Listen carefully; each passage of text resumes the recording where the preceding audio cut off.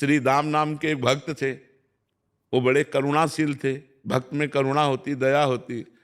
तो वो बादशाह के खजांची थे। तो जैसे कोई गया हो, महाराज मैं गरीब आदमी हूँ, बेटी का ब्याह है, तो खजाने से वो दे देते, इसलिए वो कर देते थे। धीरे से काजी को पता चला, जांच हुई तो बात पक्की मिली और उन्होंने स्वीकार किया कि हम बिना राज आज्ञा के खजाने से हम दे देते हैं, तो ये अपराध बनाना।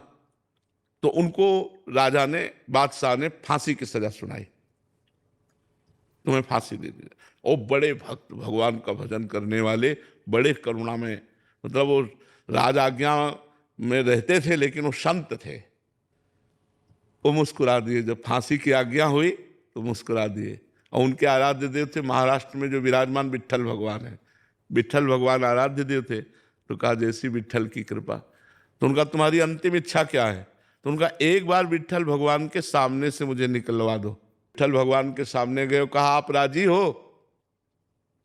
बचल दे, आप राजी हो कि मुझे फांसी हो? तो हम राजी हैं। जोई जोई प्यारो करे सोई मोहि भाई। यदि प्यारे तुम्हें ऐसा लगता है कि अब मेरा शरीर अंत हो फांसी के द्वारा, तो कोई बात।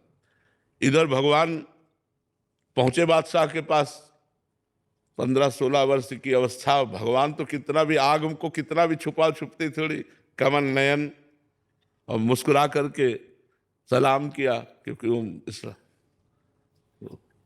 वो पहली बात तो रूप ही देख करके उसका होश उड़ गया।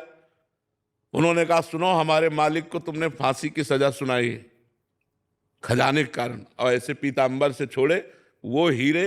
बोले हीरे रत्न ऐसे हैं कि तेरा खजाना कुछ नहीं है। और देखा क्यों बड़े कीमती, ये ले और तुरंत मेरे आदेश कर मेरे मालिक को छोड़ा जाए। बोले मालिक? बोले श्री राम मेरा मालिक है, मैं उनका नौकर हूं भगवान। अब वो तुरंत आदेश करने में लगा, जाओ तुरंत उनको रोको, वो बद स्थान की तरफ ले गए, कहीं उनको फांसी न दे दी जाए। तो घुड़सवार दौड़े, उनको रोक। इतने में भगवान अंतर ध्यान होगा। अब वो पागल बादशाह कहाँ गया हो, कहाँ गया? श्री राम को बादशाह हाथ जोड़कर बोले, एक बार अपने नौकर की दर्शन करा दो, दीदार करा दो। बोले हमारे को नौकर? हम तो आपका नौकर है। बोले नहीं, उसका नाम बिट्ठू था, बिट्ठू बोला था, और वो इतनी अवस्था का लगभग था, और ये हीरे देकर। तो उनके आंखों में आंसू आ गए। अरे बोले ये नौकर नहीं, अखिल ब्रह्मांडों के मालिक भगवान विट्ठल हैं।